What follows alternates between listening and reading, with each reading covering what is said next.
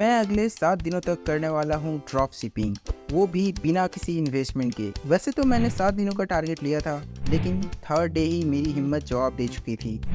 फिर मैंने एक ट्रिक का इस्तेमाल किया। वो ट्रिक क्या था, वीडियो में आगे बताता हूँ। इसके लिए हमें चाहिए एक स्मार्टफोन और इंटरनेट कनेक्शन, जो कि सभी के पास होती है। अब बारी है प्रोडक्ट चूज़ करने की। प्रोडक्ट चूज़ करते वक्त मैं 4 चीज़ों का ध्यान रखता हूँ: trending, useful, low cost, good review. Product trending होनी चाहिए, क्योंकि बिना ट्रेंड वाली प्रोडक्ट को सेल करना बहुत मुश्किल होती है। और जैसे कि मैं सिर्फ 7 दिनों तक ही ड्रॉप शिपिंग करने वाला हूँ, तो मुझे कोई ऐसा प्रोडक्ट चाहिए जो हाथों हाथ बिक जाए।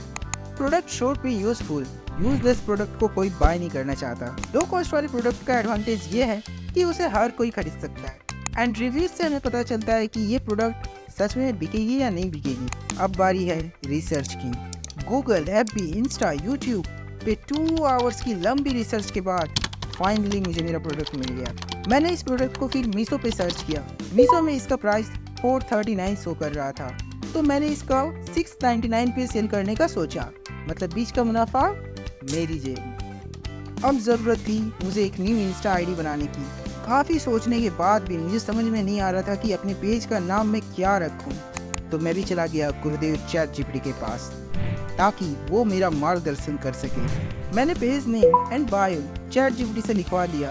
अब बारी थी पेज लोगो बनाने की। मैंने लोगो बनाने के लिए पिक्सआर्ट जैसे कुछ फ्री ऐप्स का इस्तेमाल किया, जिसका इस्तेमाल कोई भी करके एक कोई अच्छा सा लोगो बना सकता है। मेरे पास वेबसाइट नहीं है, इसलिए मैंने binto.me पे एक पेज बना लिया। वहाँ अपने प्रोडक्ट के फोटो एंड डिस्क्रिप्शन को ऐड करने के बाद ऑर्डर बटन को भी ऐड कर दिया। ये बिल्कुल एक वेबसाइट का जैसा लुक दे रहा था। अब मुझे बस रील्स पोस्ट करनी थी। रील्स को देखकर कस्टमर्स आएंगे, मेरे प्रोडक्ट को बाय करेंगे और बस पैसा ही पैसा। नहीं, इतना भी आसान नहीं होने वाला था। मैंने प्लानिंग किया कि डेली मुझे 5 रील्स पोस्ट करनी है और हर रील के बीच में 2 आवर्स का गैप रहेगा। तो मैंने रील्स पोस्ट करना शुरू कर दिया। लेकिन सबसे पहले मैंने अपने खुद के प्रोडक्ट के एक पोस्ट बनाया और उसे पिन कर दिया, ताकि अगर कोई भी मेरा पेज को विजिट करे तो सबसे पहले उसे वही पोस्ट सबसे पहले दिखे। 3 दिनों तक 15 रील्स को पोस्ट करने के बाद मेरे फॉलोअर्स हुए 43, जिसमें से 3 तो मेरे खुद के ही फेक अकाउंट्स थे। ये देखकर तो मेरा दिल ही टूट गया। मुझे मेरी जिंदगी बर्बाद लगने लगी। ऐसा लग रहा था कि अब जिंदगी में कुछ भी नहीं बचा है। लेकिन तभी एक नोटिफिकेशन आया। एक कस्टमर था जो कि बाय करना चाहता था। मैंने उससे उसका एड्रेस और कॉन्टैक्ट नंबर लेने के बाद तुरंत मीशो पे ऑर्डर बुक कर दिया। इतना मोटिवेशन मेरे लिए काफी था फिर से काम शुरू करने की। लेकिन मैं इस बार सिर्फ रील्स पोस्ट नहीं करना चाहता था।